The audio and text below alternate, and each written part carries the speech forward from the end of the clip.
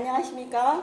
저는 이번 조촌 특강의 사회를 맡은 민주평화당 정책위원회 수석부의장 장정숙 의원입니다. 매주 반갑게 뵙는 얼굴들이 오늘도 많이 참석해 주셔서 굉장히 든든합니다. 아무튼 여러 바쁘신 일정에도 이른 아침부터 오늘 특별 강연에 참석해 주신 분들께 다시 한번 진심으로 감사를 드리고요. 오늘 주제는 미리 공지해드린 바와 같이 경제구조개혁과 패러다임 전환입니다. 한국은행이 지난 4일 발표했죠. 2018년 3분기 국민소득을 보면은 3분기 실질 국내 총생산은 전분기 대비해서 0.6% 증가한 걸로 발표가 됐습니다. 2분기에 이어서 3분기에도 0%대 중반 성장세에 머무른 거죠. 이렇듯 최근 우리 경제는 아주 위기감이 고조되고 있습니다. 내년 성장률 전망치는 올해보다 더 어두운 것으로 전문가들께서 예측하고 계시는데요. 한국은행은 올해와 내년 성장률 전망치를 각각 2.7%로 낮췄고요.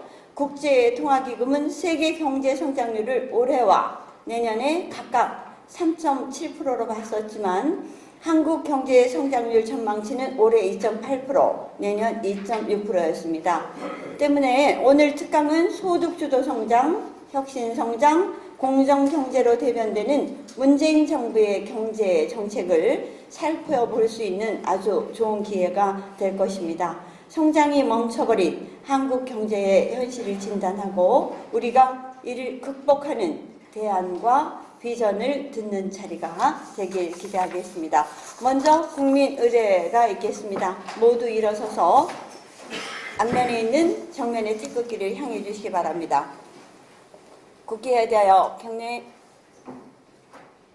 바로 이하 의례는 생략하도록 하겠습니다. 모두 자리에 앉아주시고요.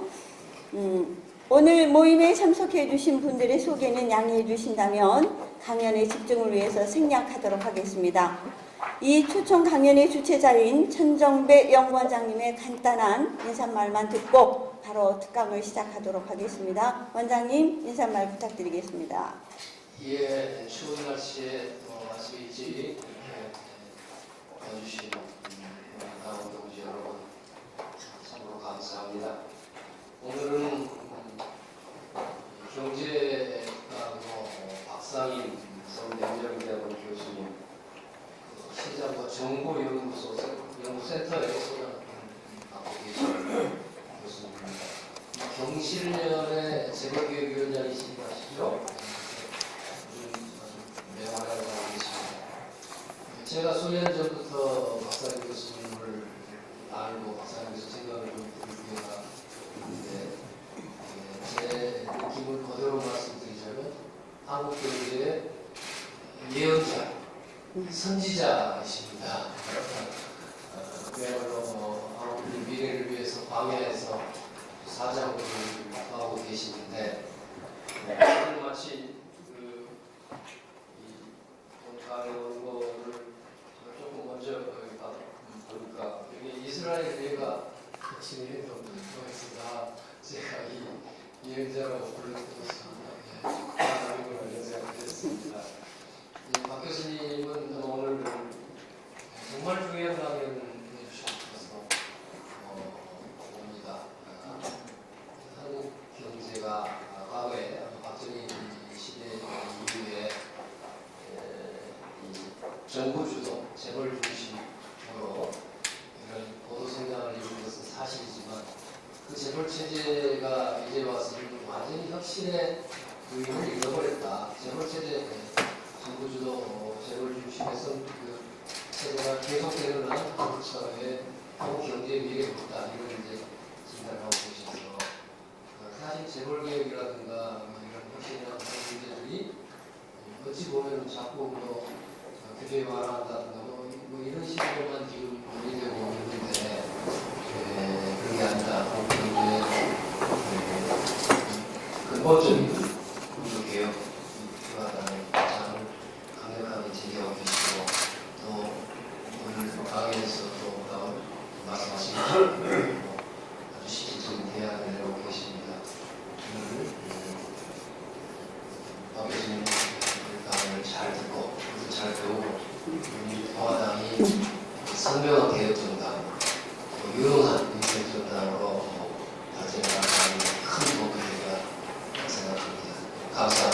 네, 말씀 감사합니다. 그럼 네, 오늘 특강을 시작하도록 할 텐데요. 우리 박상인 교수님께서 한 40분 정도 발제해 주시고요. 나머지 한 20분 정도는 질의응답 시간을 갖도록 하겠습니다. 우리 박상인 교수님을 모실 텐데요. 박상인 교수님은 현재 서울대학교 행정대학원 교수로 재직하고 계시고요. 경제정의실천시민연합 재벌개혁위원장, 시장과 정부 연구센터 소장 등으로 활동하고 계십니다. 박수로 박상인 교수님을 모시도록 하겠습니다. 네, 방금 소개받은 박상인입니다. 한 40분 정도 한국 경제 현황과 좀 진단에 대해서 좀 말씀을 드리고자 합니다.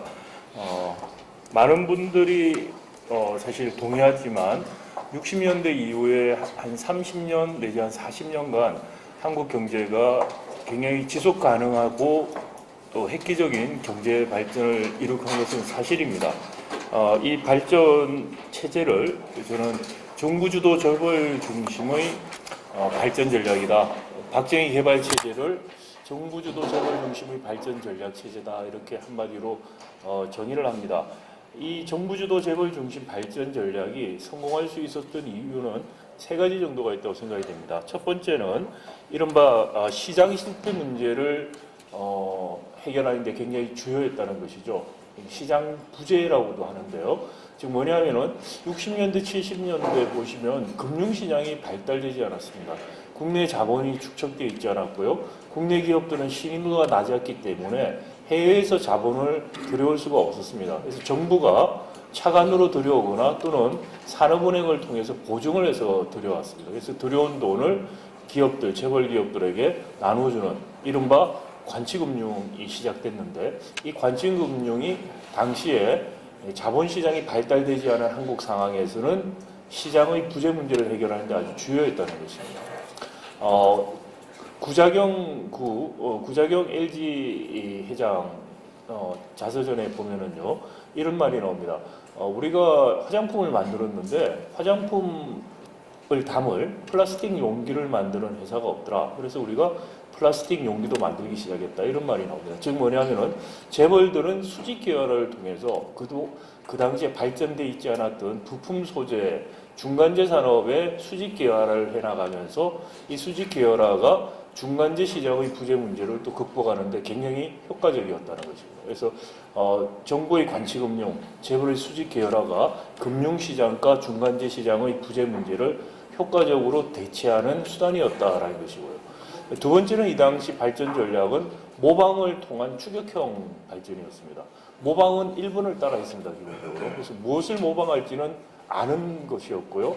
여기서 핵심은 얼마나 빨리 쫓아가느냐, 가용한 자원을 목표 지점에 신속하게 투입해서 따라가는 문제입니다. 정부 주도 재벌 중심 발전 전략은 내부적으로 보면은 군대식 명령과 통제 시스템이 있습니다. 과제를 주고 그리고 달성하면은 보상을 주고 못하면 처벌하고 이런 식의 명령과 통제 시스템이었는데, 이것이 자원을 동원하는 데 굉장히 또 효과적이었다라고 볼 수가 있겠습니다. 이 처음 말씀 두 가지보다 이 세 번째가 사실 더 중요한 요인이라고 저는 생각하는데요. 보상체계 문제입니다. 박정희 전 대통령이 재벌들에게 특혜를 줄 때 수출 잘하는 기업한테 특혜를 줬습니다. 수출을 잘하는 기업한테 특혜를 주는 이 보상체계는 굉장히 친경쟁적인 보상체계였다고 볼 수가 있겠습니다. 그 당시에 수출 시장이 경쟁적인 시장이었기 때문에 경쟁적인 시장에서 잘하는 재벌들에게 특혜를 주는 정책을 썼습니다.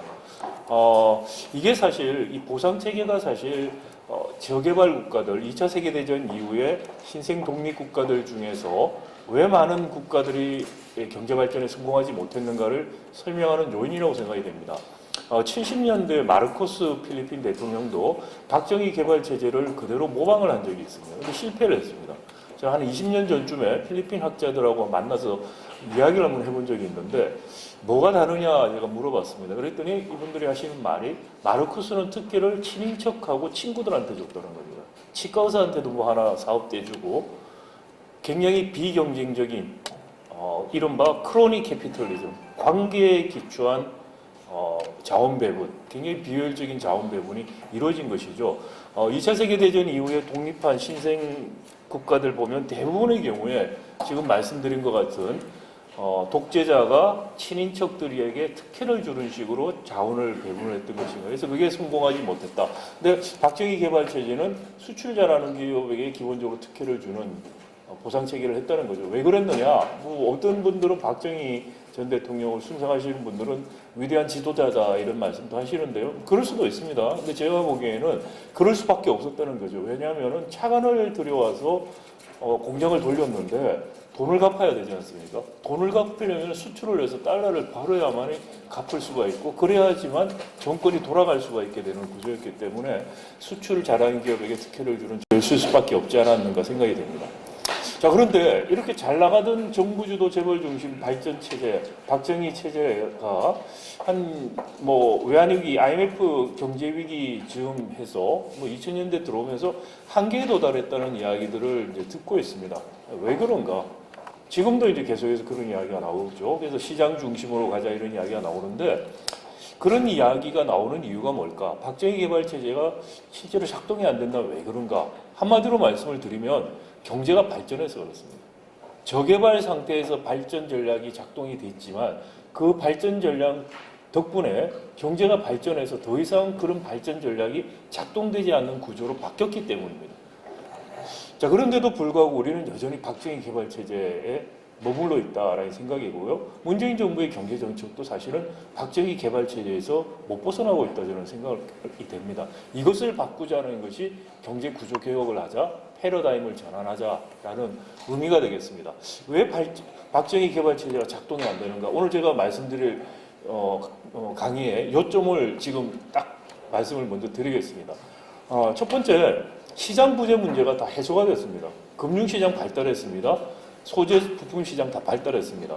정부의 관치금융, 재벌의 과도한 수직 계열화가 장점이었던 것은 다 해소가 돼버리고 시장이 커지면서 오히려 정부의 개입, 재벌의 과도한 수직 계열화의 단점과 부작용만 굉장히 커진 상태다. 그게 첫 번째 이유입니다. 두 번째, 모방형 성장은 한계에 도달했다는 겁니다. 경제가 발전하면 모방을 통해서 발전할 수 있는 것은 거의 없어지기 시작합니다. 이제 혁신을 통해서 발전을 해야 되는 거죠. 그래서 지금 혁신 경제, 혁신 성장 이야기가 지속적으로 나오고 있는 것입니다. 모방형 성장에서 주요했던 정부 주도의 추격형 전략은 혁신형 경제에서 더 이상 작동이 안 된답니다. 왜 그러냐? 혁신형 경제와 모방형 경제의 가장 큰 차이점은 불확실성입니다. 모방형 경제에서 무엇을 할지는 알았습니다. 어떻게 하냐의 문제였습니다. 혁신형 경제에서 특징은 무엇을 해야 될지를 모른다는 겁니다. 사전적으로. 누구도 사전적으로 누가 무엇이 성공할지 모르는데 거기서 정부가 계속해서 이른바 승자를 뽑는 위너 피킹을 하려고 하면은 100% 실패할 수밖에 없다.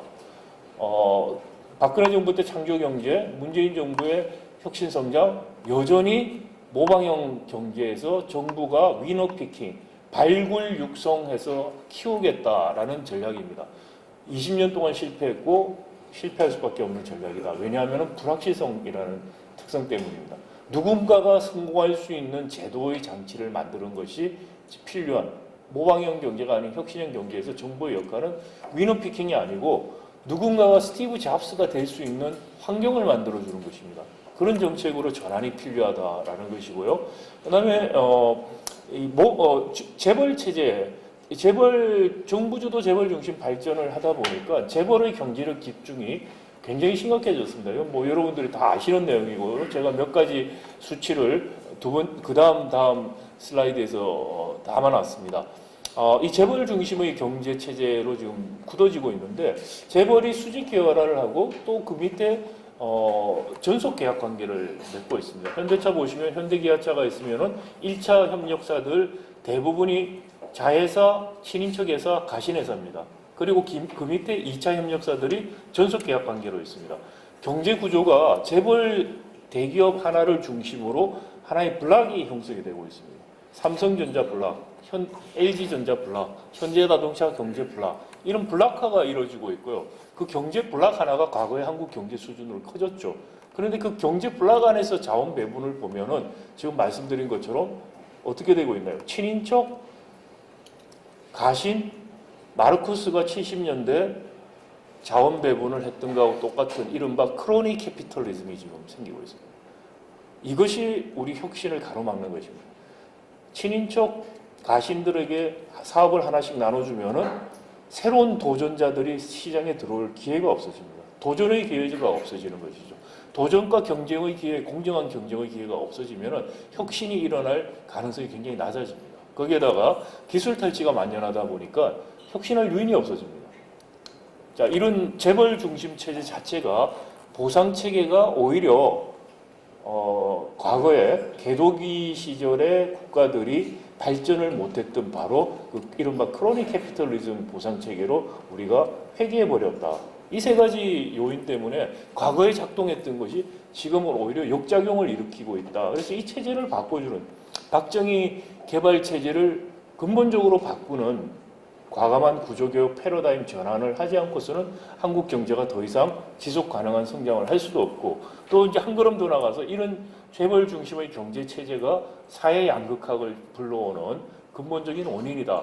사회 양극화, 임금 양극화 문제를 해소하기 위해서 이 체제가 바뀌어줘야 된다. 거기에 더해서 정부의 정책들이 필요하다라는 것입니다. 문재인 정부가 지금 세 가지 소득주도 혁신 그리고 공정경제 이야기를 하고 있습니다. 좀 세 가지 방향성에 대해서는 동의를 합니다. 그런데 정책의 우선순위가 잘못됐다고 생각이 됩니다. 경제를 구조를 바꿔주는 정책을 거기서 공정경제라고 이렇게 이야기를 했다면은 경제 구조를 바꾸지 않는 상태에서 소득주도나 혁신 성장을 한다면은 효과가 나기 어렵다는 것입니다. 지금 박정희 개발체제 지금 재벌 중심의 경제가 불락화된 상태에서 소득주도 성장도 혁신 성장도 결국은 성공하기 어렵다. 그래서 경제 구조를 바꾸는 정책들, 그거와 동시에 소득주도 혁신성장 정책들이 가미가 돼야만 사실상 상승하는 효과가 나타날 수 있을 것이다 라고 생각을 합니다. 재벌의 경제력 죽증이 심각하다는 것은 여러 가지 지표들을 통해서 알 수가 있습니다. 계열사 수라든지 또는 GDP 대비 자산, GDP 대비 매출액 보면은 97년 경제위기 이후에 좀 떨어졌다가 2000년대 들어와서 계속해서 증가하는 양태를 보이고요. 특히 4대 재벌로의 집중이 굉장히 심각한 상태다라는 것을 알 수가 있습니다. 자, 이런 제가 말씀드린 그 정부 주도 재벌 중심의 경제 체제가 더 이상 한계에 도달했다. 이제는 한계에 도달했다는 것을 보여주는 지표들을 여러 곳에서 알 수가 있습니다. 특히 2010년, 11년 이후로 많은 지표들이 이것을 보여주는데요. 우리 모두의 말씀하신 것처럼 그 한국 경제 성장률도 지금 계속 떨어지고 있습니다. 특히 이제 성장률 자체를 어떤 분들은 다른 나라들하고 비교해서 나쁘지 않다고 말씀하신 분도 있습니다. 뭐 그럴 수도 있습니다. 근데 더 중요한 것은 추이죠. 우리가 한 2014년까지 보면은 한국 경제가 세계 경제보다 평균적으로 더 높은 성장률을 유지해 왔습니다. 그리고 흐름이 비슷했어요. 그런데 2014년 지나서부터 어떻게 되냐면은 경제 성장률이 세계 경제가 회복기에 접어드는데 한국 경제는 성장률이 오히려 꺾이는 반대 방향으로 가기 시작합니다. 이 흐름이 이제 반대로 간다는 게 사실 더 중요한 것이고요. 작년에 2017년에 3.1%에서 반짝 반등을 했는데 이제 이거는 뭐 반도체 슈퍼사이클이라는 거죠. 그래서 반도체 슈퍼사이클 효과를 빼면은 작년에도 3% 성장은 실질적으로 못했다 이렇게 볼 수가 있겠습니다. 자, 이거보다 이제 더 중요해지는 것이 왜 이런 흐름이 반대 흐름으로 가기 시작하느냐? 이제 기본적으로 이게 제조업 문제다. 제조업의 근본적인 구조적인 문제점이다라는 겁니다. 우리 수출의 대부분이 이제 제조업이 차지하고 있는데 이 자료를 보시면 OECD 자료인데요. 수출 증가율이 10년 단위로 이게 끊어서 보면은 갑자기 2010년부터 한국의 수출 증가율이 급격하게 떨어지기 시작합니다. OECD 평균 증가율보다도 밑으로 급격하게 떨어지는 것을 알 수 있고요. 이게 이제 또 다른 수치로 보면은 제조업의 평균 가동률이 2010년 쯤부터 한 80% 초반에서 7, 8년 사이에 한 10%포인트 그냥 쭉 떨어집니다. 이거와 같이 또 가는 게 뭐냐면 설비 투자율도 줄어듭니다. 설비 투자도 줄어드는데 즉 기계나 이런 자산도 줄였는데도 가동률이 더 떨어지고 있다는 것이죠. 가동률이 이렇게 떨어진다는 건 기본적으로 물건이 안 팔리고 있다는 걸 의미를 하고 있습니다. 자, 왜 그러면 이런 문제가 생기느냐? 결국은 제조업의 위기 문제인데요. 한국 경제 성장을 주도했던 게 제조업이죠. 2010년까지 보면은 제조업의 성장률이 경제 성장률을 상회했습니다. 즉 뭐냐면 평균보다 제조업이 더 많이 성장해서 경제를 이끌어왔다는 것이죠. 근데 2010년쯤 오면 제조업 성장률이 경제 성장률하고 거의 같아져 버립니다. 또 제조업의 경쟁력을 나타내는 지수들이 굉장히 여러 개 있는데요. 예를 들어서 매출액 증가율, 수익성 이런 것들이라든지 무역 특화 지수라는 또 지수가 있습니다. 이런 것들을 보면은 대부분 2010년에서 12년 사이에 다 떨어지기 시작합니다. 그래서 제조업이 경쟁력을 잃어가고 있구나라는 것을 보여주는 지표고요. 그리고 여러 가지 설문조사들 이런 것들을 보더라도 한국의 많은 제조업 종사자들조차도 한국 제조업이 사양화에 들어갔다는 것을 인식하고 있다는 걸 알 수가 있겠습니다. 자, 그리고 제조업들 경쟁력을 비교하는 연구들, 산업연구원이라든지 현대경제연구원 이런 연구 결과를 보면은 여전히 우리 제조업은 가격 경쟁력 위주다. 품질 경쟁력이 아닌 가격 경쟁력이 위주다라는 것이죠. 이런 가격 경쟁력에 기댄 한국의 제조업이 드디어 위기에 왔다는 것입니다. 제가 이제 반도체 특수 이야기를 했는데요.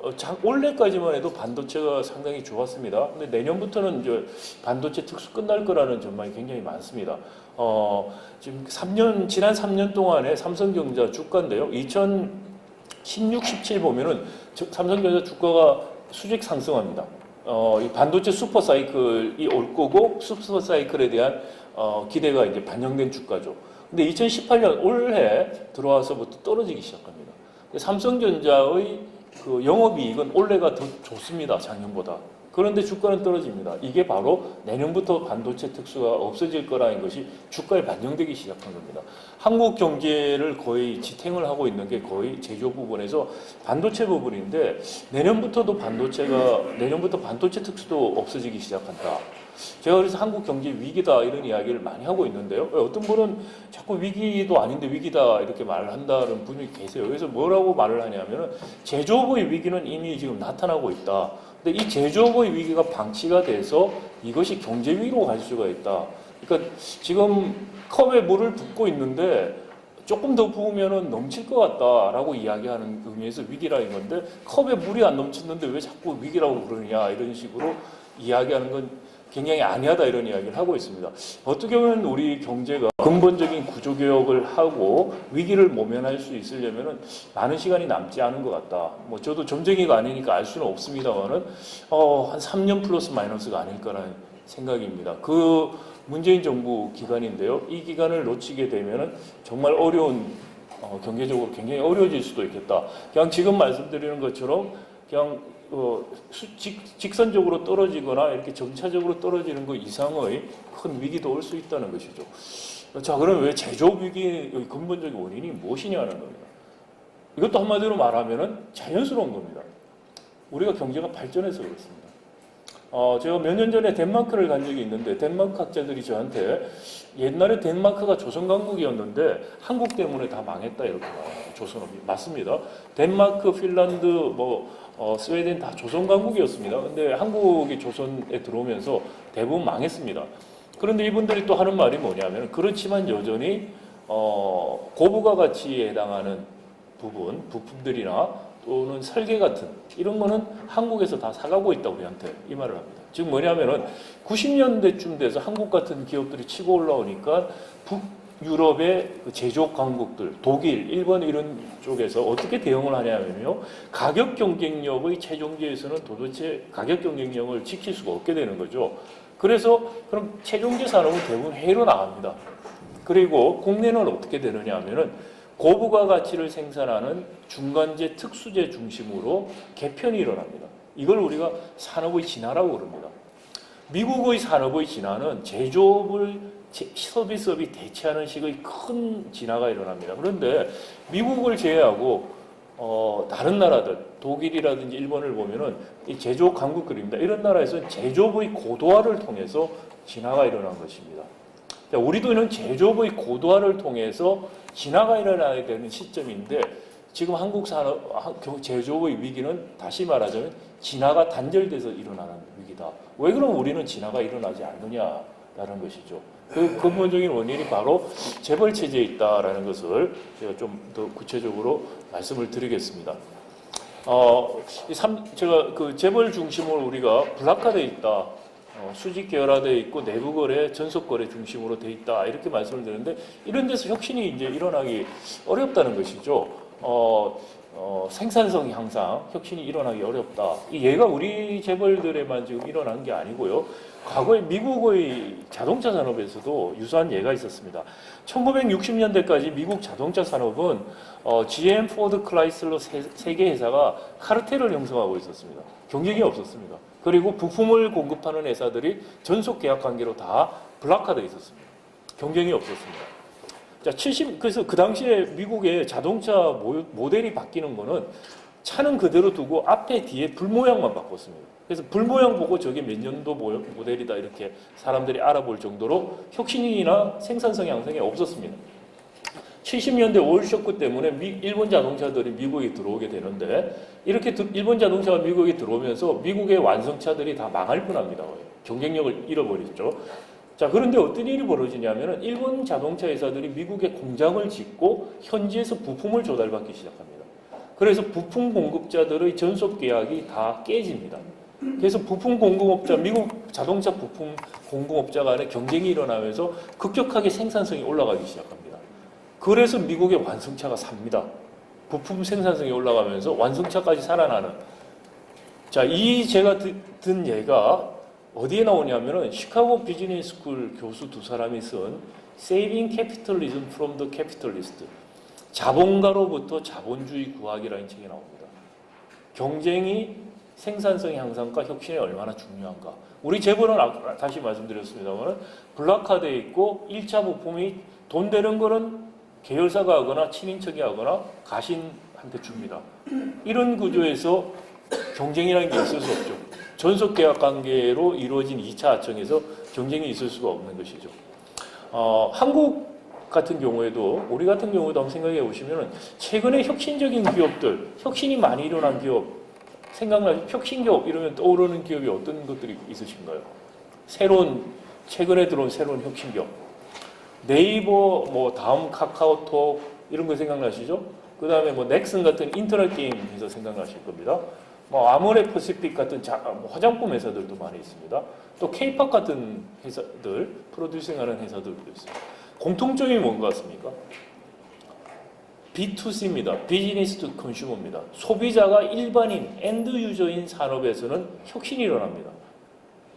혁신의 기회도 있고 기회가 있으니까 혁신을 합니다. 우리나라에서 혁신이 제일 안 일어나는 분야 B2B입니다. 비즈니스 투 비즈니스. 이게 중간재 산업입니다. B2B가 B2C보다 4배 정도가 큽니다. 규모가. 근데 중소기업 하시는 분들한테 이야기를 해보면은 우리나라는 B2B 시장이 없습니다. 매출액이 4배인데 시장이 없다 그럽니다. 왜냐? 내부 거래, 친인척 거래 이런 식으로 해서 경쟁 자체가 없는 시장이 돼버렸다. 대표적인 산업이 SI고 대표적인 일감 몰아주기 산업이고 대표적으로 뒤처져 있는 산업입니다. 자, 이런 재벌 체제에서 수직 계열화와 과도한 내부 거래, 전속 거래 이런 것들이 혁신을 내부에서 그러니까 산업 생산성 향상을 바로 막고 있고요. 더더구나 융합적인 혁신이 안 일어납니다. 우리 지금 자동차 산업 같은 경우에 한국이 굉장히 발전돼 있고 전자산업도 발전돼 있죠. 근데 자동차 산업에 들어가는 전기 제품, 전장을 만드는 회사가 국내에 별로 없습니다. 삼성에서 하만을 인수했죠. 미국 회사를. 자동차 산업도 발전하고 전자산업도 발전한 나라가 전장이 발전하지 않다는 건 말이 안 되는 것 같죠. 근데 왜 말이 안 되느냐? 다 블록화되어 있습니다. 자동차는 자동차, 전기는 전기. 다 블록화되어 있기 때문에 중간 단계에서 융합 혁신이 안 일어나는 것입니다. 90년대 이후에 전 세계 자동차 시장은 이른바 탈수직 계열화, 제조업이 대부분 탈수직 계열화가 일어납니다. 자동차 예를 들면은 자동차를 모듈 단위로 이제 부품을 생산을 합니다. 그래서 모듈을 모아서 완성차가 자동차를 만드는데 모듈이 1차 이제 벤더들이 하는 거죠. 이 모듈 생산자들은 2차 벤더들하고 계약을 해서 부품을 받아서 모듈을 만들어서 그것을 1차 원청에게 자동차 완성차 회사에 파는 식의 거래가 일어납니다. 도요타 같은 경우에 덴쇼라는 자회사 모비스 같이 아주 큰 부품 자회사도 90년대부터 독립을 시킵니다. 그래서 1차 모듈 생산자들 간에 탈수직 계열화와 경쟁이 굉장히 생기죠. 그러면서 한 국가가 아닌 국제적으로 모듈 경쟁을 통한 부품 조달을 받습니다. 이른바 글로벌 서플라이 체인이 형성이 됩니다. 근데 우리는 어떠냐? 현대차 같은 경우에는 모듈 생산으로 갑니다. 그런데 모듈을 담당하는 것이 다 자회사 아니면 친인척 회사입니다. 더 수직 계열화를 가고 더 전속 거래 관계로 갔습니다. 그 결과 어떻게 됐느냐? 혁신에 왜 뒤지게 되느냐? 이 그림을 한번 보시면은요, 글로벌 혁신 네트워크에 대한 OECD에서 하는 서베이가 있습니다. 여기 보시면은 한국이 압도적인 꼴찌입니다. 우리는 우리끼리 하는 겁니다. 글로벌 혁신 네트워크, 외국 기업과 협력해서 혁신을 하는 것이 거의 없다. 대기업이든 중소기업이든. 이런 상황에서 혁신 경쟁에서 뒤질 수밖에 없다는 것이죠. 그 다음에 이게 제가 자꾸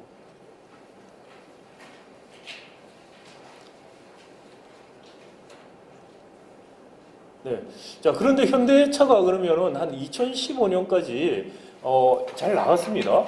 지금 뭐 이런 문제점이 있었는데도 불구하고 한 2015년까지 잘 나갔어요. 그리고 지금 한 2015년 이후에 본격적으로 문제가 불거지고 있는데 왜 2015년까지 잘 나갔느냐? 단가 우려치기 때문에 그렇습니다. 가격 경쟁력을 유지할 수 있었던 건 현대자동차가 기본적으로 부품 단가를 후려쳐서 그렇습니다. 폭스바겐과 현대자동차를 비교해 보면은 한 2015년까지 폭스바겐에 비해서 현대자동차가 부품 단가에서 한 10%포인트, 매출액 대비 부품 단가가 10%포인트가 낮았습니다. 거기에서 모든 이윤이 나온 것이었습니다. 경쟁력의 원천이었습니다. 글로빈스나 이런데 돈을 많이 떼주더라도 10%포인트 남았기 때문에 유지를 했습니다. 근데 왜 그럼 2015년부터 문제냐? 중국, 인도차 같은 중국이나 인도의 자동차가 따라오기 시작합니다. 과거 우리가 90년대 일본, 독일을 따라간 것처럼 따라오는 겁니다. 그러니까 중국 시장을 거의 잃어버리기 시작합니다. 중국 자동차가 품질은 아직까지 낮지만 가성비가 높다는 거죠. 그러니까 로엔드 마켓에서 가격 경쟁력을 상실하고 있습니다. 자, 하이엔드 마켓이라고 할 수 있는 것이 미래차, 전기차, 커넥티드카 이런 혁신들이 막 일어납니다. 앞에서 말씀드린 것처럼 혁신도 안 했고 혁신할 유인도 없었습니다. 자, 그러니 어떻게 되겠습니까? 하이엔드 마켓을 현대차가 하려면은 다 외국에서 사와야 됩니다. 부품들이 있는 것들. 경쟁력이 유지가 안 됩니다. 이른바 샌드위치가 되고 있는 것이죠. 이게 현대차가 지금 어닝 쇼크라든지 주가가 급락하는 기본적인 원인이고, 현대차에서 나타나는 이 현상이 우리나라 제조업의 기본적인 문제점을 보여주는 거죠. 현대차만의 문제가 아니다라는 것. 그런 것이 이제 제조업의 근본적인 위기라는 것입니다. 자, 그러면 이걸 도대체 어떻게 해서 이걸 극복할 수 있을 것이냐라는 것입니다. 자, 그 한 가지 이제 국뽕 문제 들어가기 전에 제가 한 가지만 더 말씀드리고 싶은 것은, 이런 하청관계가 기본적으로 사회 양극화의 근본적인 원인이라고 말씀을 드리는 이유가, 현대차하고 하청업체의 수익성을 보시면 알 수가 있습니다. 현대차하고 현대 계열사들이 100이라고 하면 수익성이 1차 벤더들은 한 60 정도 됩니다. 2차 벤더는 30 정도밖에 안 됩니다. 그렇게 차이가 납니다. 이렇게 되는 것은 임금에서도 그대로 나타납니다. 이렇게 수익성 차이가 나는 건 기본적으로 단가 우려치기 때문에 그렇습니다. 단가 우려치고 후려치다 보니까 수익성이 이렇게 차이 나고요. 이게 기본적으로 중소기업, 대기업 임금 격차에 그대로 나타납니다. 우리나라 중소기업, 대기업의 임금 수준도 지금 제가 보여드린 것처럼 수익성 차이하고 거의 똑같습니다. 이 구조, 가격 경쟁력을 단가 우려치기, 블록화된 전속 계약 관계에서 단가 우려치기로 가격 경쟁력을 유지해서 재벌 대기업들이 지금 생산성과 경쟁력을 유지했던 이 구조가 유지되면서 중소기업, 대기업 격차는 벌어지고 중소기업, 대기업의 임금 격차가 점점 커지고 있다. 이 격차를 바꿔주는 것들이 일어나지 않다면 사실 한계가 있다는 것입니다. 시간이 많지 않아서 제가 정부 부문은 조금 간략하게 건너뛰겠습니다. 앞에서 말씀드린 것처럼 이런 상황에도 불구하고 경제의 기본적인 이 재벌 체제라는 구조적인 문제에서 오는 제조업의 위기 문제를 정부가 직시하지 않고 있다는 거죠. 대신에 이 문제는 덮어두고 하는 것이 기본적으로 소득주도 혁신성장하겠다라고 하는 겁니다. 자, 소득주도 성장이 지금 한 1년 반 했는데 제대로 작동이 안 됩니다. 소득주도가 뭘 의미하냐 여러 가지 논쟁이 있습니다만은 첫 번째 시도한 것은 최저임금을 올리는 정책이었습니다. 최저임금을 올리는 게 비주류 경제학에서도 아이디어가 있고 주류 경제학자들 중에서도 지지하는 분들이 있습니다. 근데 공통적으로 이게 작동이 되려면 이런 메커니즘이 필요하죠. 최저임금을 올리면은 한계 기업들이 도산합니다. 그거는 누구나 동의하는 부분입니다. 임금이 올라가니까요. 자, 그러면 어떻게 할 때 긍정적인 효과가 날 수 있느냐? 이 한계 기업에 매여 있었던 노동력이라든지 자본이 더 생산적인 부분으로 이동하게 푸시를 해주는 역할을 할 수가 있습니다. 그러면은 더 양질의 일자리가 나오면서 더 도전적인 기업들이 나오면서 경제가 오히려 좋아질 수 있다. 이게 일반적으로 최저임금을 올렸을 때 긍정적인 효과가 나오는 메커니즘입니다. 그런데 지금 제가 한국 경제 구조를 설명을 드렸는데요. 최저임금에 가장 영향을 받는 게 우리는 어디냐? 2차 밴드들입니다. 2차 밴드의 수익성이라든지 임금 수준이라는 게 굉장히 낮습니다. 여기서 더 올렸을 때 충격을 흡수를 위해서 그러면 현대차 원청이 해줄 것이냐? 그럴 가능성이 별로 없죠. 굉장히 어려워집니다. 자, 그 다음에 자영업이 굉장히 비중이 큽니다. 자영업도 임금 올라가는 걸 그대로 받습니다. 자, 그러면 2차 밴더나 자영업들이, 한계 기업들이 도산하면은 이분들이 더 좋은 사업 기회를 위해서 옮겨가야 되는데 지금 우리 경제 구조엔 기회가 없습니다. 자영업 하는 경우에는 마지막에 하는 거, 기회가 없어서 하는 게 자영업입니다. 자, 그리고 2차 밴더들이 새로운 사업 기회에 도전할 수 있는 사업 기회가 있느냐? 사업 기회가 없습니다. 말씀드린 것처럼 수직 계열화되어 있고 블락화된 체제에서 B2C 말고 B2B 쪽에 기회가 없습니다. 이런 체제를 두고서 최저임금을 올려서 긍정적인 효과를 기대하는 것은 사실상 어렵다. 경제 구조가 먼저 바뀌어야 된다는 겁니다. 이런 구조를 두고서 혁신성장을 하겠다고 해서 정부가 과거식으로 계속 위너피킹을 하는데 위너피킹은 실패할 수밖에 없다는 것입니다. 불확실성에서 정부가 좋은 점쟁이는 절대로 될 수가 없습니다. 정부가 절대로 좋은 점쟁이가 될 수 없는 이유는 중소기업 하시는 분들한테 한번 이야기를 해보십시오. 중소기업 중에서 잘 나가시는 분들은 정부 도움을 받아서 잘 됐다는 분은 없습니다. 좀 내버려뒀으면 좋겠고 자기가 정부위원회에 와서 이야기하는 거는 자꾸 와서 찝쩍거려가지고 자기를 보호하기 위해서 정부위원회에 나가기 시작했다 이렇게 말합니다. 그리고 하시는 말씀이 안 되는 중소기업만 자꾸 정부한테 가서 돈 달라고 그런다. 그래서 정부 돈으로 먹고 사는 중소기업이 많이 생긴다. 이런 이야기들을 합니다. 정부 주도의 혁신성장을 하다 보면 이런 부작용만 낳게 된다는 거죠. 그래서 사실 정부를 바라보지 않고 기업들이 시장만 바라보고 열심히 일을 할 수 있게 그런 환경을 만들어줘야 된다는 거죠. 어떻게 만들 수 있느냐? 첫 번째, 징벌배상과 디스커버리 제도를 도입하자는 겁니다. 기술 탈취가 만연한 상태, 이 혁신 경제에 대해서 이 혁신과 생산성 향상이 일어나는 조건에 대해서 경제학자들이 한 3가지를 제시합니다. 하나가 뭐냐면 기회와 유인, 금융입니다. 재벌체제, 블록화된 재벌체제에서 중간재 산업에서 기회가 없다. 제가 말씀을 드렸습니다. 자, 그다음 기술 탈취가 만연한 상황에서는 혁신해봤자 다 뺏기는데 유인이 없어집니다. 그리고 금융 문제인데 돈은 지금 많이 있습니다. 기회와 유인이 있으면 금융은 따라올 수 있습니다. 근데 지금 우리 정부가 하는 것은 기회와 유인이 없는 건 덮어두고 돈으로 계속해서 하겠다는 정책이고 성공하지 못하는 정책이라는 것이죠. 자, 기회와 유인을 주기 위해서 먼저 유인을 주는 거는 징벌배상 디스커버리 제도 도입하는 겁니다. 징벌배상을 이제 국회에서도 많이 말씀들을 하시지만 보통 보면은 손해액의 3배 소익을 징벌배상 이렇게 이야기하는데 징벌배상 기본 아이디어는 가해자의 능력에 비례해서 처벌하는 겁니다. 즉 손해액이 아니고 가해자의 매출액에 비례해서 배상을 하게 하는 겁니다. 그래서 손해배상 플러스 징벌배상을 별도로 합니다. 징벌배상을 할 때는 의도성, 고의성이 있을 때 징벌배상을 하게 되는 것이죠. 그래서 이 징벌배상이 도입될 필요가 있고요. 징벌배상과 더불어 디스커버리 제도가 도입돼야 됩니다. 디스커버리 제도를 증거 개시 절차 이렇게 번역을 하는데 민사소송에서 원고 측 변호사가 검사처럼 증거를 수집할 수 있는 능력을 주는 것이죠. 즉 신문도 할 수 있고요. 데포지션이라고 해서 신문도 할 수 있고 그리고 자료 제출을 요구할 수도 있습니다. 법원을 통해서 피고 쪽에 대해서 자료를 제출하라 요구할 수 있고 또 필요하면 법원을 통해서 영장을 받아서 압수수색까지 할 수 있습니다. 검사하고 똑같은 형태로 증거를 수집할 수 있습니다. 징벌배상과 디스커버리 제도가 도입되지 않고서는 만연한 기술 탈취를 막을 방법이 없다.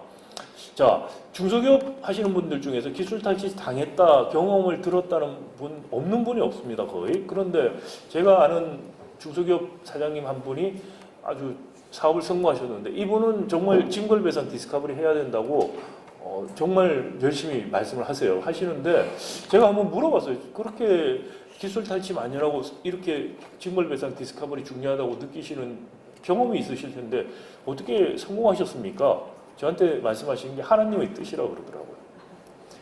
본인이 생각하기로 인간적으로 생각해서 도저히 성공할 수 없었는데 위기마다 하나님이 응답해 주셔서 기도했을 때 응답이 와서 넘겼다. 하나님의 뜻이라는데 성공의 공식이 없어요.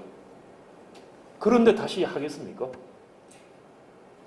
제가 아는 어떤 학생이 있는데 제 학생 중에 한 명이 아버지가 반도체 장비 쪽을 만드셨는데 반도체 장비 쪽에 S전자에서 기술 탈취를 했어요.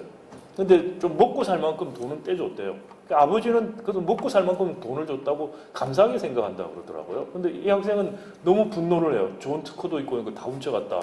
그런데 아버지가 그러고서 사업을 접었대요. 그 돈 받고. 그리고 애들한테 너희들은 노력한 만큼 대가를 받는 일을 하고 살아라. 그리고 지금 하시는 일이 부동산 임대업입니다.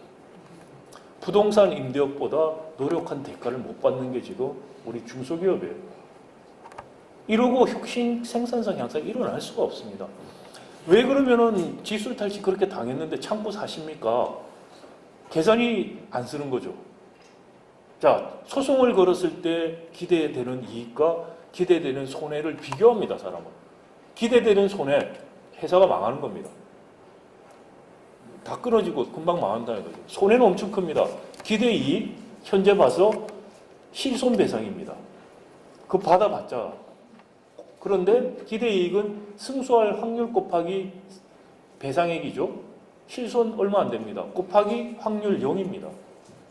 징벌 디스커버리 제도가 없는 이상 공정이라든지 이런 데서 무슨 사건을 조사해서 증거가 있지 않은 이상은 민사소송에서 이길 수가 없어요. 그러니 당연히 회사가 망하고 정말 악이 받친 상태 아니면 소송을 못하는 겁니다. 이런데 기술혁신이 일어날 수 있을까요? 고부가가치를 생산하는 중소 중견기업들이 어떻게 나올 수가 있겠습니까? 지금 징벌배상에 대한 특례법이 한 4개 정도 나와 있다고 제가 알고 있습니다. 금태섭 의원 안부터 나와 있는데 거기도 보면은 디스커버리 제도안도 들어가 있고 좋은 안들이 있는데 징벌배상 자체는 굉장히 소극적이에요. 아직도 손해액의 3배, 그것도 굉장히 조건이 까다롭고 했는데 그것이 아니고 고의성이 입증될 때 매출액의 10% 정도 상한을 둬서 도입을 해야만 효과가 있을 것이다 라는 생각이고 이게 있으면 혹시 사건 이런 일이 벌어질 수 있을까요?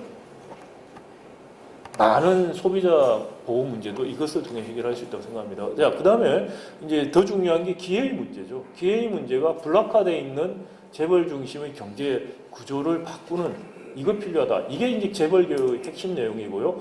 이걸 어떻게 할 것이냐? 정책 기술적으로는 굉장히 어렵다고 말씀할 수 있는데 크게 이제 2가지입니다. 하나는 뒤쪽에 쭉 나오는 내용 제가 시간이 없어서 짧게 말씀드리면은 우리가 지주회사 규제를 도입해서 그 규제를 굉장히 완화시켜줬습니다. 또 지주회사 도입을 하고는 지주회사 규제 안 받아도 되는 재벌들도 나오게 만들어줬습니다.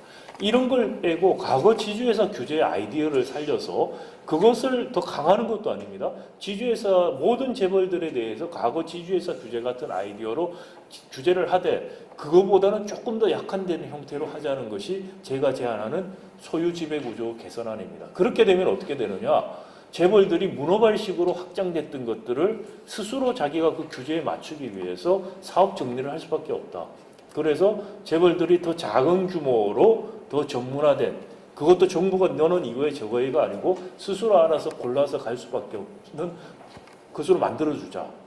자, 2번째는 이제 머저리티 오브 마이너리티 룰을 도입하자는 겁니다. 즉 비지배주조 마이너리티, 비지배주주의 동의를 얻어야 되는 사항들을 정하자. 뭐냐? 총수 일가가 사익 편취를 할 수 있는 부분들에 대해서 비지배주주를 동의를 받아라. 일감 몰아주기 같은 겁니다. 사익 편취를 위한 일감 몰아주기. 계열사 간 M&A입니다. 자격이 되지 않은 친인척들을 임원을 시키거나 보수를 많이 주는 문제. 이런 것들을 주주총회에서 비지배주주 동의를 받게 하자. 이게 정말 계열사 간의 M&A가 기업한테 좋은 거고 주주들한테 좋으면 비지배주주들이 반대할 이유가 없습니다. 일감 몰아주기가 합리적인 경영적 판단이라면 기업한테 좋은 거고 주주한테 좋은 겁니다. 비지배주주가 반대할 이유가 없습니다. 능력 있는 총수 일가 일원이 임원을 하겠다고 해서 적정 보수를 준다는 거 비지배주주가 반대할 이유가 없습니다. 능력 안 되는 애를 얹혀놓고 돈을 엄청 주는 거 이건 반대하겠죠. 이스라엘, 인도, 홍콩 이런 데서 이미 도입된 제도입니다. 우리도 이걸 도입하자니까. 이 두 가지가 제가 말하는 재벌 개혁의 핵심적인 내용입니다. 이거 가지고 굉장히 세상이 뒤바뀔 것 같이 말씀하시는 분들이 계시는데 그렇지 않습니다. 사실 이건 실현 가능하고 할 수 있는 정책 기술적으로 여러 가지 제가 시뮬레이션을 해봤는데 가능한 이야기다는 것이죠. 그리고 단가 우려치기 이런 것을 방지하기 위해서 공정거래위원회가 수요 독점 규제를 좀 더 강화시켜서 단가 아예 후려치는 것 자체를 막는 그런 정책을 좀 하자. 이 중장기적인 효과가 나는 구조적인 정책과 동시에 그리고 단기적인 대책, 브릿지할 수 있는 단기적인 정책 조합을 하자는 거예요. 재정적인 정책. 이번에 광주형 일자리 문제도 나왔는데 광주형 일자리 문제는 새로운 일자리 창출로서 모형으로서 작동할 수 없는 모형이라고 생각합니다. 기본적으로. 근데 그렇지만 이게 아우터 5천 같이 나왔을 때 아이디어는 구조조정이라든지 이런 상황에서 노사가 필요에 의해서 사실 합의를 할 수 있었던 상황이 있을 때 할 수 있는 부분이고 우리가 지금 구조조정 문제가 앞으로 상당히 심각하게 벌어질 수가 있습니다. 그럴 때 이것도 항시적으로 할 수 있는 게 아닙니다. 일시적인 시간을 두고 구조조정과 위기 극복을 위해서 노사가 합의할 수 있는 모델은 될 수 있다고 생각합니다. 그런 것들, 재정정책이나 그런 모형들을 통해서 단기적으로 우리가 정책 처방을 할 수 있다는 것이죠. 그런 단기 정책과 중장기 효과가 나는 정책들이 합쳐져서 계획들이 있을 수가 있는 것이죠. 이제 자영업 문제도 기본적으로 지금 같은 조기 퇴직과 퇴직금 갖고 나와서 자영업하는 이 사이클들이 바뀌지 않고서 해결되기 어렵다고 생각이 됩니다. 자영업 임대료 문제라든지 카드 수수료 해결을 해주면은 자영업자가 늘어날 겁니다. 자영업자 개개인의 수익이 올라가는 게 아니고 잠재적으로 자영업에 진입하려는 사람이 많습니다. 그러니까 들어와서 자영업 숫자가 많아지는 효과는 나지만 자영업자 개개인의 삶이 좋아질 거라고 저는 생각이 안 됩니다. 그래서 이것을 근본적으로 해결하기 위해서는 연금 문제가 해결이 돼야 된다. 특히 기업 퇴직금처럼 쓰이는 기업 퇴직금이 기업 연금으로 돼야 된다. 공무원 교원 연금처럼 기업 연금도 바뀔 수 있도록 가야 된다. 이런 것들입니다. 이런 노동 문제 마찬가지고요. 산별 노조로 가고 지금 격차가 중소기업 대기업 격차가 이렇게 벌어진 데서 산별 노조로 가는 게 사실상 거의 불가능합니다. 그것도 스텝 바이 스텝으로 해서 산별 노조로 가고 보상 체계도 직무급 중심으로 바뀌고 하는 것은 정상화들이 사실 필요한 것이죠. 그런 것들 이런 개혁들을 사실 동시에 종합적으로 해야 된다. 이게 바로 박정희 개발 체제를 새로운 체제로 바꾸는 한국 경제가 더 지속 가능하고 그러면서 포용적이고 사회 통합이 일어날 수 있는 체제로 가기 위해서 이런 큰 개혁을 해야 된다는 거죠. 이런 큰 개혁 없이 최저임금 좀 올리고 근로시간 단축한다고 바뀌느냐. 효과도 날 수 없고 절대로 바뀔 수 없다는 것입니다.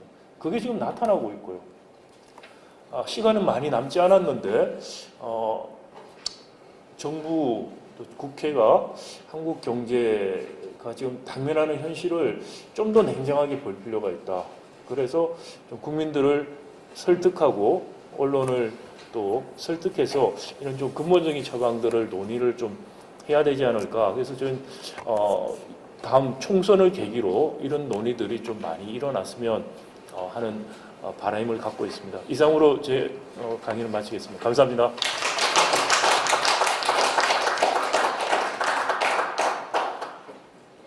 네, 오늘은 그래도 예정된 시간이 그렇게 꽉 차지 않습니다. 또 교육관이기 때문에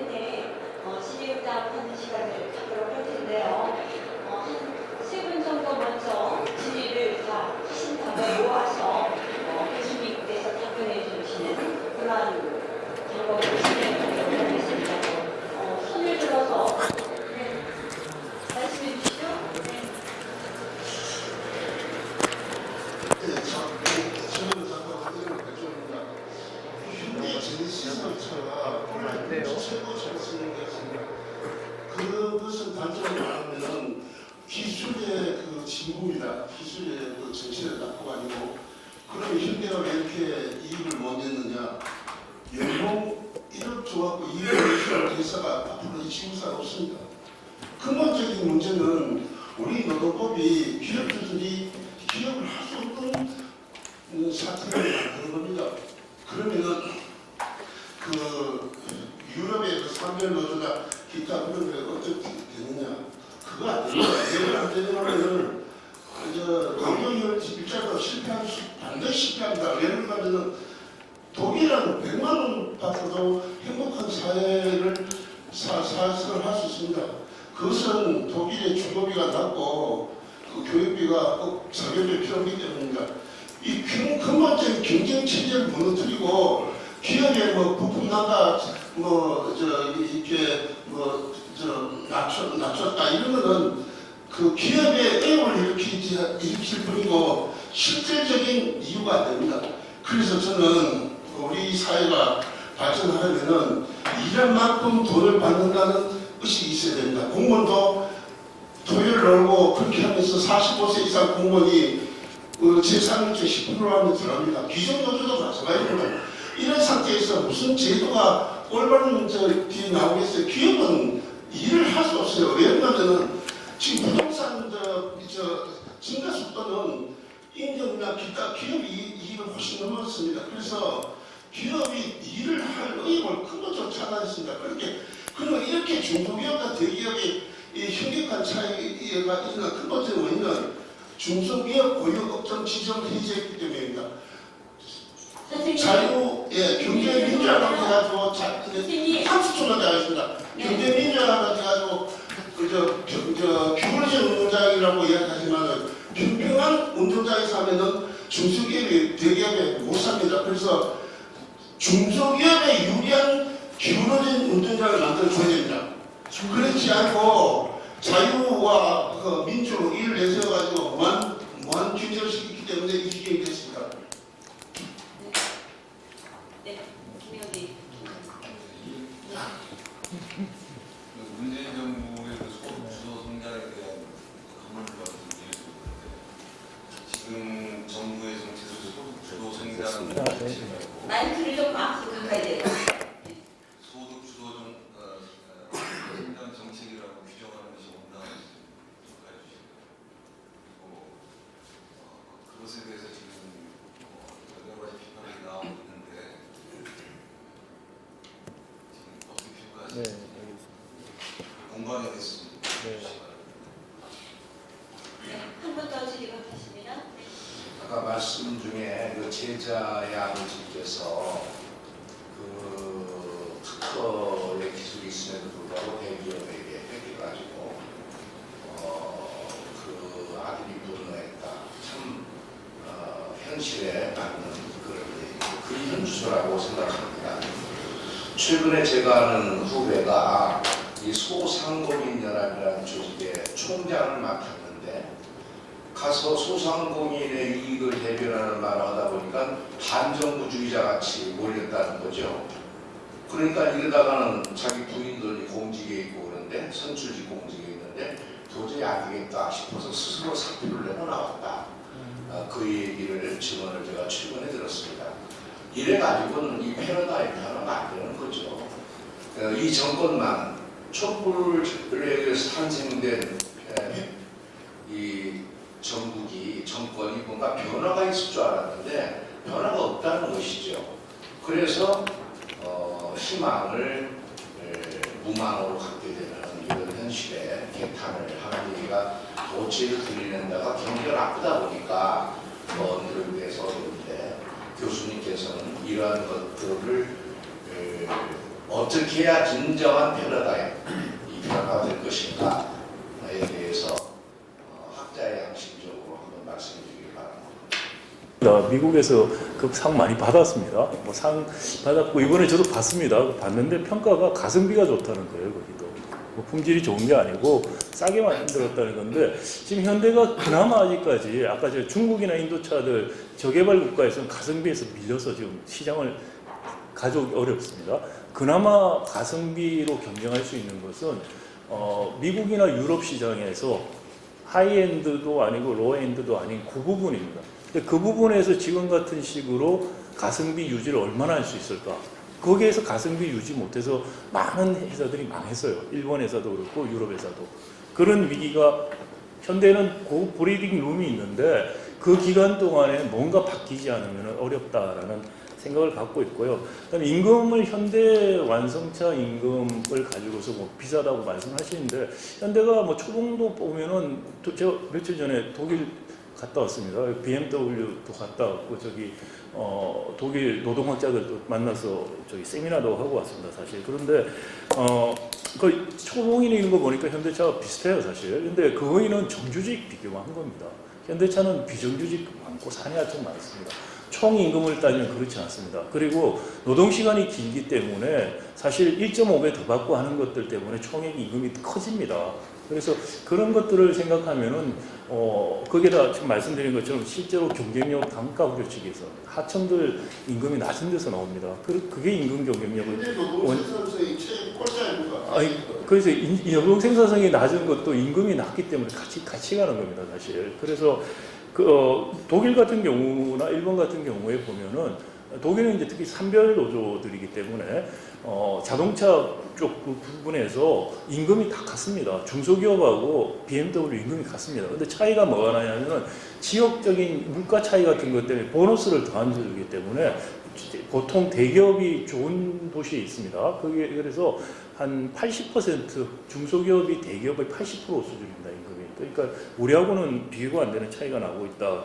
그래서 종합적으로 봐서는 임금 경쟁력을 가지고 하고 그거는 단가 우려 측에서 대부분 나오고 있다는 말씀을 드렸고요. 기존 노조 문제 뭐 이런 이야기 뭐 비판할 거 해야 되고 뭐 고용세습 있다면 당연히 비판받아야 돼요. 근데 제가 하고 싶은 말은 고용세습 비판하고 일한 만큼 보수받지 않은 분은 왜 재벌의 세습 문제 아무 일도 안 하고 이재용이 60억 가지고 6조와 10조를 만든 거에 침묵하느냐라는 거예요. 그게 더 큰 문제 아닙니까? 그 비판을 먼저 하십시오. 그렇게 좀 말씀을 드리고 싶고요. 우리 기업들이 부동산 엄청 갖고 있습니다. 그다음에 두 번째 이제 소득 주도 성장 공과를 말씀하셨는데 소득 주도 성장이라는 말을 사실 우리만 쓰고 있는 용어긴 합니다. 그래서 대통령께서도 외국에 나가면 소득 주도 성장이라는 용어를 쓴 적 한 번도 없어요. 다 포용적 성장이라고 이야기를 하시고요. 그리고 이제 보통은 임금 주도 성장이라는 말을 ILO에서 썼습니다. 근데 ILO에서 쓰는 임금 주도 성장은 뭐 최저임금 올리고 하는 기본 아이디어입니다. 사실 그래서 임금 주도 성장 아이디어를 문재인 정부가 1년차에 지금 쓴 겁니다. 근데 그게 말씀드린 것처럼 경제 구조가 임금 주도 성장을 받아들일 수 있는 구조가 있고 아닌데 우리는 아니다라는 겁니다. 물론 이제 비주류 경제학을 하시는 분들이 임금 주도 성장을 주장하시는 분들이 있습니다. 그분들이 이제 저기 실증 자료로 해서 한국은 이윤이 아닌 임금 주도로 성장한다고 이야기를 하는데 그 뭐 제가 보기에는 그 실증적인 방법론에 굉장히 문제가 많은 것이고 그걸 떠나서 현실 메커니즘을 보면은 작동이 안 될 거라고 생각했고 실제로 안 된다라는 말씀이고요. 그러다 보니까 지금 소득 주도라는 것을 더 확장해서 포용적 성장까지 지금 확장한 겁니다. 이게 소득 주도 성장은 기본적으로 임금 주도 성장은 기본적으로 임금이라는 1차 소득을 정부가 직접 올려서 임금 노동자의 소득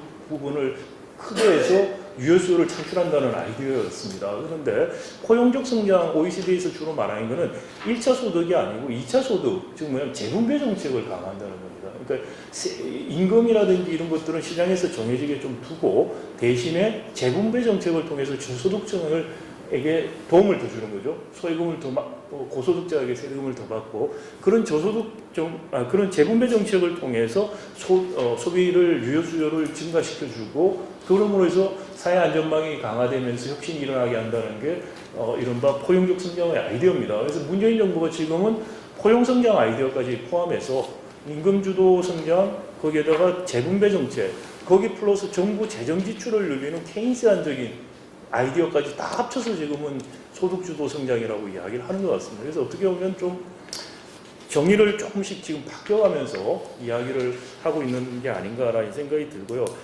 패러다임 전환을 하기 위해서는 재벌 이제 말씀을 드렸는데 이게 패러다임 전환에 뭐 재벌 개혁, 노동 개혁, 재정 개혁, 사회안전망, 복지개혁 이런 종합적인 계획을 가지고 저는 해야 된다고 생각이 되는데요. 그 중에서 제일 어려운 게 재벌개혁이라고 생각해요. 재벌개혁과 노동개혁이고 재벌개혁과 노동개혁을 같이 추진해야지 더 성공할 가능성이 높아진다고 생각을 하고 있습니다. 그리고 이런 기술적인 부분, 정책 기술적인 부분에서는 저는 안들이 있다고 생각합니다. 그런데 중요한 건 정치적으로 가능하냐, 정치적 가능성의 문제고, 그래서 재벌개혁 같은 것이 뭐 일상적인 상황에서는 거의 어렵지 않느냐라는 이야기들 많이 합니다. 재벌의 힘이라는 것이 워낙에 크기 때문에요. 그래서 많은 외국의 학자들이 지적하기에는 한국 같은 경우 경제 위기가 이렇게 가면 올 것 같고, 경제 위기 때 새로운 개혁을 할 수 있지 그 전에는 힘들 것 같다 이런 이야기를 많이 했습니다. 저도 사실 거기 동의를 했었는데, 이번에 촛불 시민혁명이 일어나면서 촛불 힘으로 새로운 정권이 들어왔기 때문에 평상시에서도 개혁을 할 수 있는 여건이 저는 형성이 되었었다 생각을 했습니다. 근데 결국은 안 했다고 생각을 하고요. 그래서 이것이 안 하고 나서 경제가 정말 나빠져서 위기가 오면은 극우 반동이 올 가능성이 굉장히 커진다. 그러면 한국은 제2의 중남미가 될 수도 있다는 생각입니다. 제2의 일본처럼 잃어버린 20년이 아니고 중남미 사이클로. 바로 그겁니다. 네. 그래서 이제 그럴 수 있다는 것을 막기 위해서는 국민들이 알아야 된다라는 생각이고요.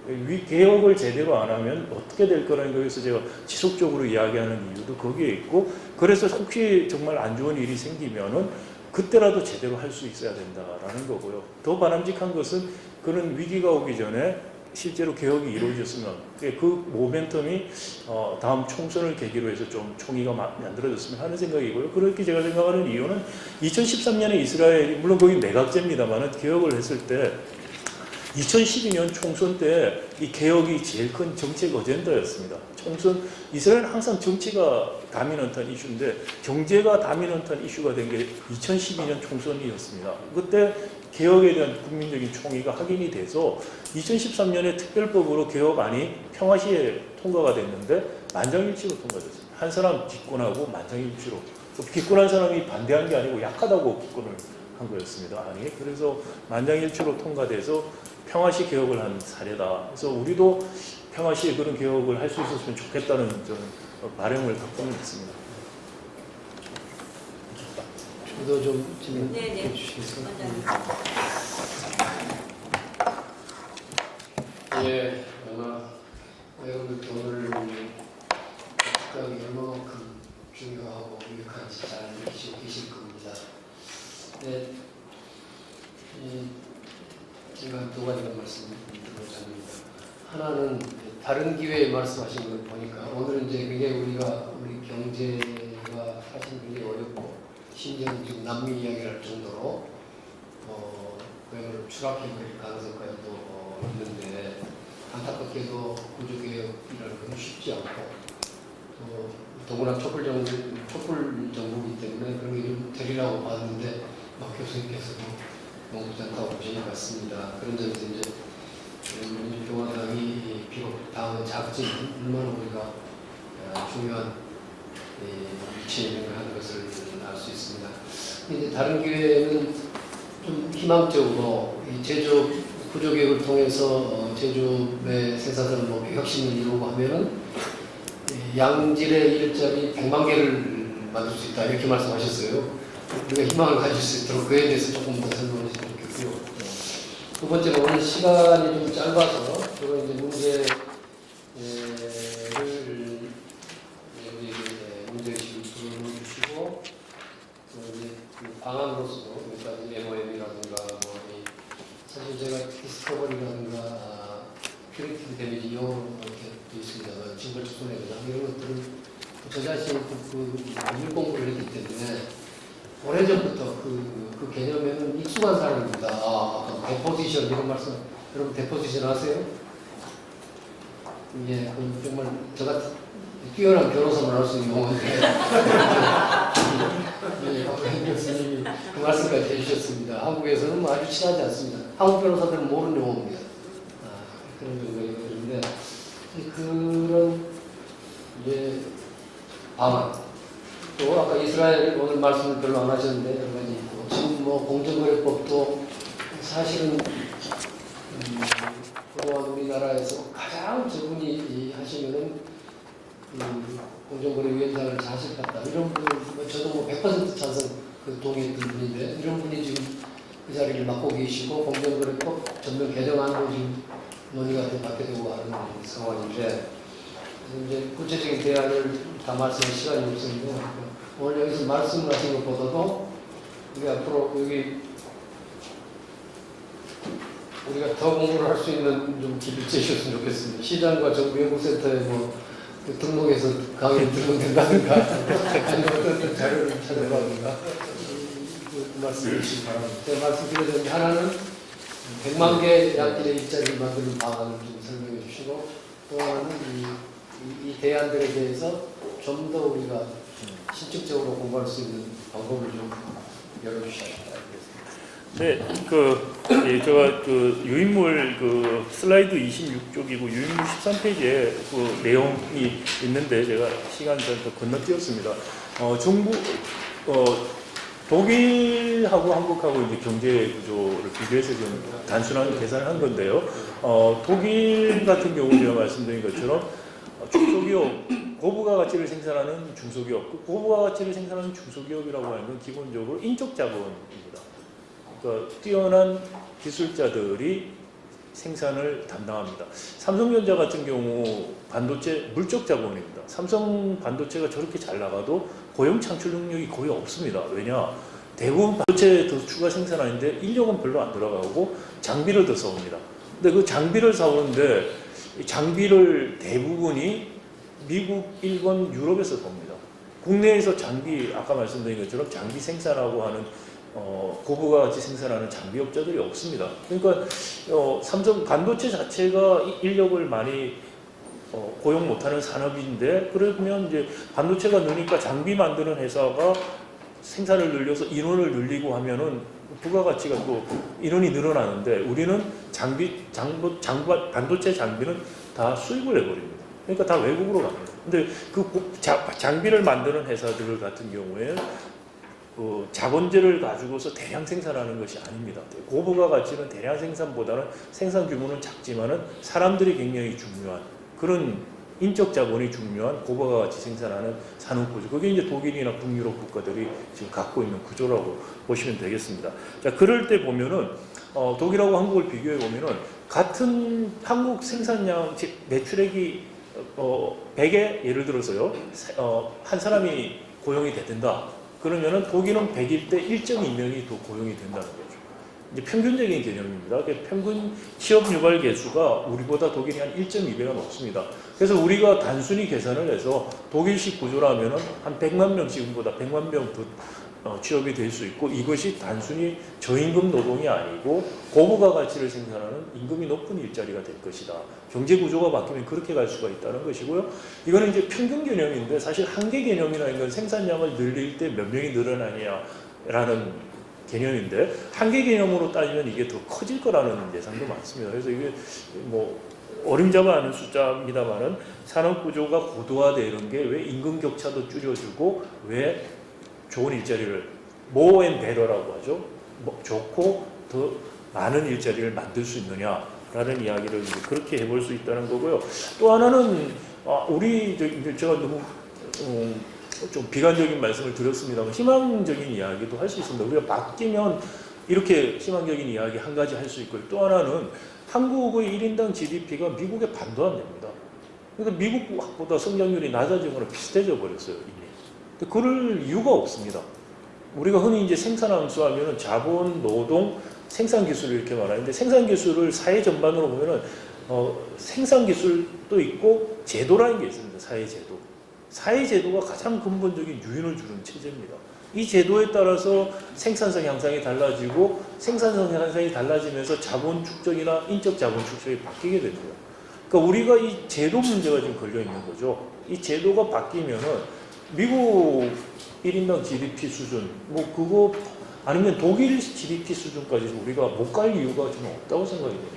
제도를 바꾸면 그렇게 우리가 지속 가능한 성장을 다시 할 수 있다. 이렇게 생각이 되고요. 공정거래법 전면 개정안은 사실은 재벌개혁은 포기한 아니라고 저는 이야기합니다. 왜냐하면 일감 몰아주기 관련해서 나와 있는 것은 적용 대상을 확대한 건데 그거는 시행령 개정 사항입니다. 시행령에 있는 내용을 법안에다 끌어올려 놓고 지금 법 개정이라고 말이 안 되는 사기를 친다고 저는 생각합니다. 그건 한 게 하도 없으니까 한 것처럼 보이려고 하는 사기다. 그 시행령 개정하면 되는 걸 가지고. 그리고 나서 또 하나 이제 일감문화주기 부분이 큰 게 있고 또 하나는 그 소유 지배 구조, 출자 구조에 대한 규제 아무것도 없습니다. 새로 재벌이 되는 회사에 대해서만 규제를 하겠다.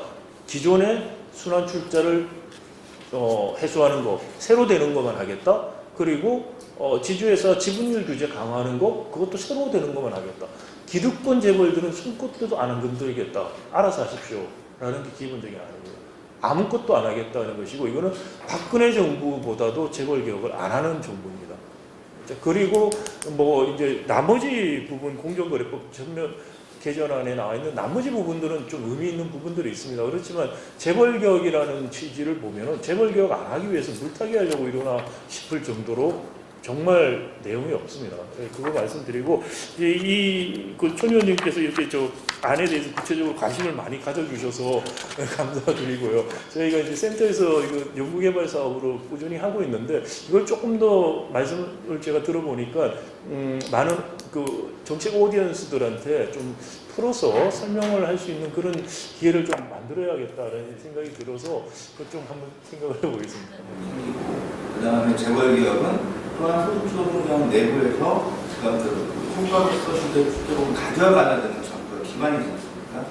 이 두 가지가 실제로는 결국 어떤 그 경제적인 측면에서 맞지 않는 부분이 하나 있고 그랬을 때 그럼 이 두 가지 개혁을 할 수 있는 부분들 후 기회 경제적으로 이 부분들은 어떻게 생각하시고 또한 사회적 타협을 표한다면 정치적인 체제는 과연 어떤 체제가 좋을 것인가 이 두 가지가 실제로는 궁금해요. 노동교육도 마찬가지고 재벌교육도 마찬가지다. 그렇게 저는 생각을 합니다. 노동교육도 제일 요즘 많은 독일의 하르츠 개혁도 안 좋을 때 한 겁니다. 그렇지 않고서는 사실 하기 어려웠을 것 같고요. 그 다음에 이제 두 번째 말씀하신 게 체제 문제인데 이번에도 노사정해서 민노총도 안 들어오고 여러 가지 갈등이 있는데 저는 제가 이번에 민주노총 관련해서 제가 또 경제 강의 2번 이번 달에 초대받아서 가서 제가 이야기도 하고 말씀도 좀 들어보려고 하는데 노총 입장에서 그렇습니다. 가장 노동조합이 힘을 못 쓸 때가 언제냐? 경제가 위기가 오거나 회사가 망할 때입니다. 군산 GM, 한국 GM 문 닫을 지경 가면은 노동조합이 거의 항복했습니다. 이번에 항복을 해도 못 막습니다. 그래서 제가 현실을 좀 보자, 냉정하게 보자고 말하는 것은 정치뿐만이 아니고 노동 또는 기업 다 같이 드리는 말씀이고요. 그래서 그게 지금 광주 일자리 같은 경우에 독일 아우토 5천 카피한 건데 저는 구조조정기 이럴 때 상당히 유효하게 쓰일 수 있는 거라고 보이고요. 그렇지만 한시적으로 할 수 있는 거지 항구적으로 할 수 있는 모델은 아니라고 생각합니다. 그래서 그런 것들을 진솔하게 이야기할 수 있는 대화 채널은 필요하다. 그런데 지금 자꾸 일반적으로 언론이나 정치권에서 노총만이 문제라는 식으로 몰고 가는 것은 대화를 할 수 없게 만드는 것이고요. 정말 그 대화의 상대라는 것은 존중이 필요하다고 생각이 됩니다. 그럼 민주노총이 힘이 세다고 한들 재벌보다 힘이 세겠습니까? 그러니까 그렇게 좀 신뢰를 할 수 있는 그 신뢰의 구축이라는 게 대화에서는 가장 먼저 필요하다. 그 신뢰 구축에 어떤 정치 체제가 중요한가 그건 제가 제 정력이 아니라서 그런 말씀을 드리기 어렵습니다만은 그런 신뢰 구축이 필요하고 정말 위기의식과 현실에 대한 진단을 공유하는 게 필요하다. 그래야지 좀 진정성 있는 타협과 또는 사회적 합의가 이루어질 수 있지 않을까라는 생각입니다. 네. 마지막으로 한번 제가 질문드리고 싶은 말씀은 경제 패러다임을 바꾸기 위해서 교수님이 가장 중요하게 생각하는 키워드가 뭔지 궁금하네요. 저는 바뀝니까? 그런데 절대로 안 그렇습니다. 근데 재벌 개혁 안 하면 안 바뀝니다. 그거 필요 조건이라는 거예요. 필요 조건으로서 필요하고 사회 전반적인 아까 노동개혁, 재정개혁, 복지개혁 같은 것들이 같이 가는 체제의 전환이 정말 필요하다. 레짐 변화가 필요하다는 생각입니다. 그랬을 경우에 성의롭형이랑 비밀롭형이랑 모른다. 그래서 그렇게 저희가 이제 패스 디펜던트 하다는 측면에서 볼 때 그런 개혁이라는 게 기본적으로 저희가 추구하고 하는 목적이 있겠죠. 기본적으로 그렇게 생각합니다. 경제 구조 측면에서 재벌 개혁이라 이것은 좌우의 문제가 아니라고 생각합니다. 이스라엘 재벌 개혁한 거 우파 정부가 했습니다. 네타냐후가 한 겁니다. 미국도 재벌을 해체하는 과정에 민주당, 공화당이 협력을 했습니다. 이건 민주주의와 시장 경제를 믿는 정당이나 사람이라면 반대해서는 안 되고 반대할 수가 없다고 생각이 듭니다. 거기에서 복지 정책 같은 부분에서 정부가 어느 정도 복지에 개입하고 하느냐, 거기에서 저는 진보적이고 보수적이고 나뉠 수 있다고 생각합니다. 남북 문제도 마찬가지고요. 그런 식의 분화가 일어나는 게 좀 바람직하다라는 생각이고, 그렇지만 기본적인 박정희 개발 체제를 바꾸자는 것은 민주주의와 시장 경제를 우리가 기본으로 하자는 어떤 정파도 반대한다는 것은 저는 이해할 수 없는 일이다라는 생각이고, 그 바탕에서 나머지는 정치 경쟁을 통해서 국민들이 무엇을 지지하는가 경쟁을 통해서 바꿔나가야 될 문제가 아닌가 생각합니다. 이상으로 질의응답 시간을 마치도록 하고요. 사회자로서 오늘 특감의 주요 내용을 좀 간략히 정리를 해보도록 하겠습니다. 오늘 우리 박상민 교수님은 정부주도 재벌 중심의 발전 전략이 성공적인 시절이 있었지만은 경제 발전의 결과로 이런 발전 전략이 한계에 봉착했다고 진단하셨습니다. 그리고 경제 구조를 개혁해서 우리 경제 패러다임을 전환해야 함을 강조해 주셨습니다. 고용 문제와 경제 성장률 저하의 근본 원인을 구조적 요인에 있다고 진단을 해주셨고요. 최근에 자동차, 조선이 부진해서 많은 기업이 한계 상황에 몰리고 있고 폐업위기로 가고 있는 상황 등 제조업이 경쟁력을 잃고 있는 한국 경제의 현실을 짚어주셨습니다. 정부 역할의 대전환이 필요하다고 강조하시면서 경제의 블록화는 혁신기업의 진입을 막고 또 경쟁을 제한함으로써 기술 혁신과 시장의 활력을 떨어뜨리고 있다고 진단해 주셨습니다. 또한 재벌 중심의 경제 블록화를 해소해서 공정 경쟁과 혁신의 기회를 제공해야 된다라고 말씀하셨습니다. 또한 기술 탈취를 막을 수 있는 징벌 배상과 디스커버리 제도를 도입해서 산업 구조의 고도화와 더 많은 일자리 창출이 가능하다고 진단해 주셨습니다. 특히 징벌 배상과 디스커버리 제도가 재벌 개혁의 중요한 방법으로 도입되어야 함을 강조한 점은 교수님만의 아주 주목할 만한 분석으로 보입니다. 이렇듯 정부 주도 재벌 중심 경제 체제의 한계를 강조하시면서 재벌 개혁을 추진할 수 있는 구체적 실행 방안을 제시해 주셨습니다. 우리 민주평화당은 오늘 특강을 통해서 논의한 경제 정책 관련해 기술한 내용들과 부족한 부분들은 계속 채워나가도록 하겠습니다. 끝으로 이른 아침부터 나오셔서 경청과 열띤 토론을 해주신 여러분 진심으로 감사드리고요. 올해는 이번 특강을 마지막으로 종료하겠습니다. 새해에는 더욱더 알찬 토론을 준비해서 여러분의 기대에 부응하도록 하겠습니다. 아침 일찍부터 참석해 주신 여러분 감사하고요. 또 민주평화연구원 손정배 원장님을 비롯한 관계자분들 또 특히 특강에 참석해 주신 모든 분들께 진심으로 감사의 말씀을 드리겠습니다. 여러분 수고 많으셨습니다. 감사합니다.